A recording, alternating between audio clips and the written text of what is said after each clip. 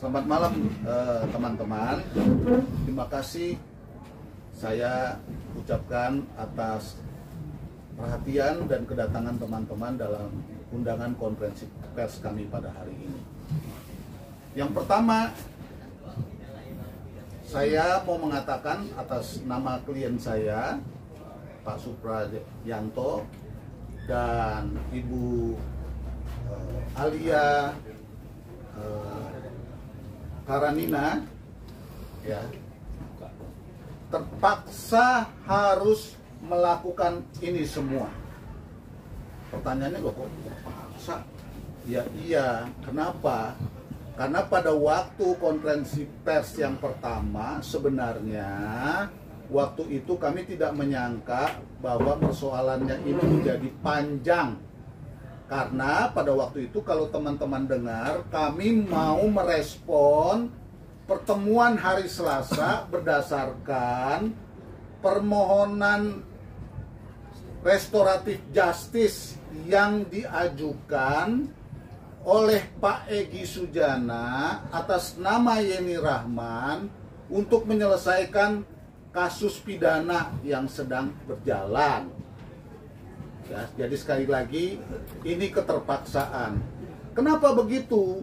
Karena ternyata setelah komitmen itu kami mau realisasikan seolah-olah kami ini yang bohong. Padahal suratnya Pak Egy Sujana itu sudah kami balas dengan merespon bahwa kami juga setuju untuk melakukan restoratif justice.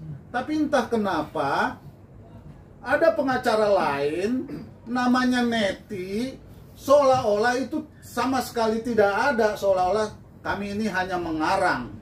Dan yang mengejutkan lagi adalah membuat berita kemana-mana yang sangat menjatuhkan martabat dan kehormatan keluarga besar dari klien kami, dengan membuat berita seolah-olah melaporkan soal perselingkuhan. Padahal sekali lagi waktu awal-awal itu tidak ada pasal perselingkuhan, ya, tidak ada sama sekali. Yang ada adalah kasus pengerusakan 170 di mana Ibu Yeni Rahman sudah dipanggil 2 kali sebagai tersangka dan klien saya Pak Supra baru mau dipanggil atau baru dipanggil untuk diperiksa sebagai tersangka. Akan tetapi karena ada keinginan RJ, maka kami meresponnya dengan baik. Akan tetapi ini berita ini jadi kemana-mana yang dilakukan oleh Neti maupun oleh Yeni Rahman. Karena itu, kalau sudah begitu niat baik kami ternyata dilecehkan dengan menyebarkan berita-berita yang tidak benar. Maka sebagai kuasa hukum, kami mengambil langkah hukum hari ini. Ada 2 langkah hukum yang kami ambil. Yang pertama, saya yang akan menjelaskan, ya, atas nama Pak Supra, hari ini kami melaporkan ke Mabes Polri.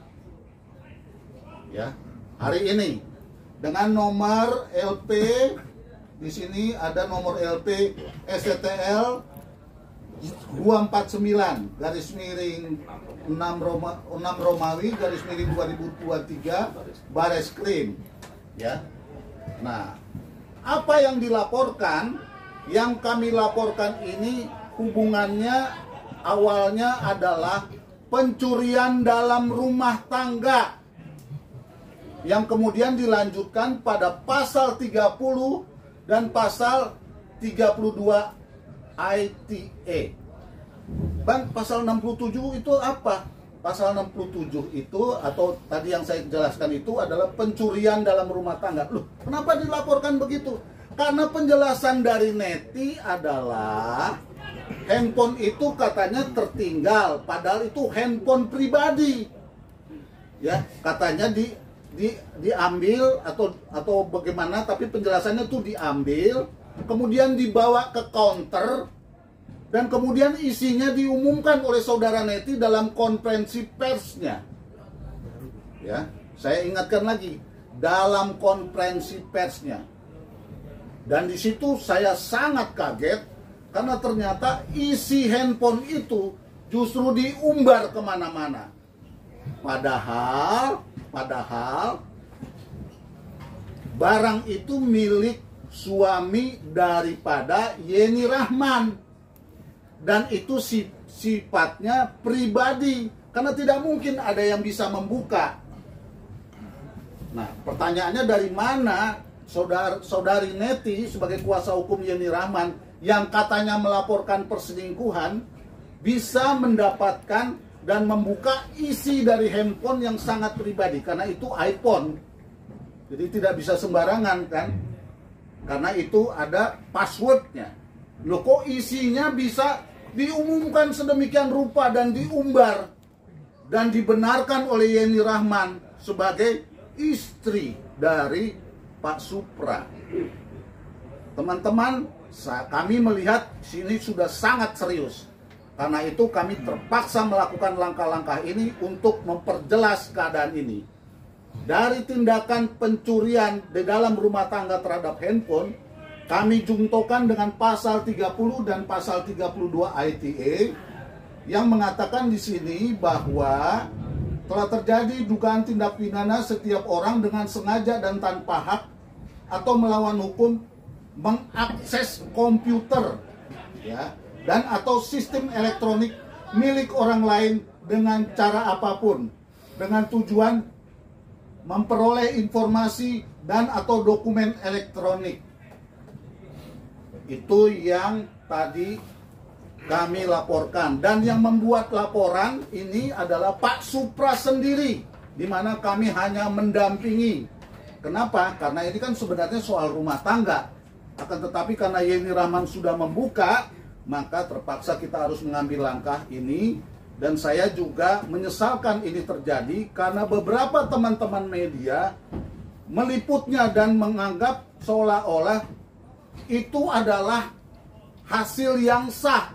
Padahal konferensi pers dulu dan kemudian teman-teman memberitakannya, baru seolah-olah membuat laporan ke Polda. Jadi ingat itu kronologinya, ya. Jadi dia konferensi pers dulu dengan menjelaskan, katanya dia dapat handphone itu tertinggal, kemudian dia bawa ke counter, isinya soal perselingkuhan dan lain sebagainya, dimuat. Baru setelah konferensi pers dan beritanya kemana-mana, dia baru bikin laporan. Inilah yang saya maksud dengan terpaksa. Ya, sekali lagi terpaksa. Kenapa? Karena dari awal kami mau RJ sebagaimana keinginan tertulis yang sudah diajukan oleh Pak Egy Sujana sebagai lawyer dari Yeni Rahman. Ya, itulah pokok-pokok penting yang kami coba lakukan pada hari ini di Mabes. Tentu pertanyaannya, siapa calon-calon tersangkanya? Yang pertama adalah Yeni Rahman, yang kedua adalah Neti, yang ketiga tentu masih dalam lidik, yaitu siapa itu counter itu, kok dia katanya seolah-olah bisa membuka handphone pribadi orang dan isinya bisa diberitakan begitu saja ke media massa. Dan teman-teman, saya juga tidak tahu bagaimana pertimbangannya, dimuat dan itu menjatuhkan harga diri, martabat dan lain-lain sebagainya. Saya terus terang saja, saya menyesalkan peristiwa ini terjadi, tetapi kami tidak mau berpolemik. Kami mau menempuh jalur hukum supaya kebenaran dan keadilan tetap ditegakkan, ya. Karena ini eranya era informasi, jadi jangan sampai orang menyalahgunakan dan menyebabkan teman-teman media ini juga jadi terperosok pada hal-hal yang sebenarnya melanggar hukum sumbernya. Nah, jangan sampai kalian jadi alat. Saya nggak mau, ya. Saya nggak mau, kan dari awal saya tidak mau berhadapan dengan teman-teman, karena teman-teman adalah pilar demokrasi. Ya, saya tidak mau, karena itu kami laporkan hari ini ke Mabes. Ya, nah sekarang Anda dengar laporan kedua yang atas nama Alia Karenina, ya, yang dilakukan di Polda Metro Jaya juga pada hari ini. Silakan Mas Pras. Terima kasih teman-teman. Hanya menambahkan saja, sebenarnya pidana itu atau laporan polisi itu satu hal yang ultimum remedium. Salah satu pil pahit yang harus ditelan dari orang-orang yang baik itu sebagai pelapor ataupun terlapor. Jadi inilah bentuk reaksi kami yang kenapa selama ini kami diam. Kami hanya melihat, memantau perkembangan sampai sejauh mana maksud dan tujuan dari saudara Yeni Rahman yang dengan tegas mengumumkan klien kami Alia Karniana sebagai pelakor. Ini tentunya satu tujuan yang sangat serius, karena lagi-lagi ini masalah ranjang, ini masalah kamar gitu. Apa maksud dan tujuan dia mengumumkan itu dan menyebut namanya dengan sangat jelas di setiap konferensi pers? Karena yang harus kita ketahui bersama, setiap orang mempunyai hak hukum, dan dalam hukum Indonesia mengenal namanya asas praduga tak bersalah. Buktikan dulu, tempuh dulu jalur-jalur yang benar, baru bisa diumumkan. Itu pun pakai etika, pantas nggak itu diumumkan? Apakah pantas belum ada jalur hukum yang dia tempuh, sudah mengumbar foto-foto yang menurut kami secara etika, secara kesusilaan, itu tidak etis, tanpa bertanya atau berkonfirmasi langsung kepada pihak yang ada dalam foto tersebut.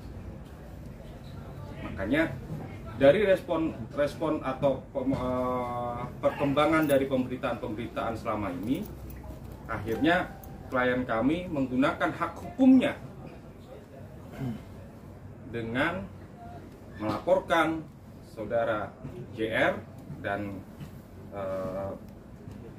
EN pasal 310, 311 KUHP, Junto pasal 27 ayat 3, Junto 45 ayat 3 Undang-Undang 19 2016 tentang ITA.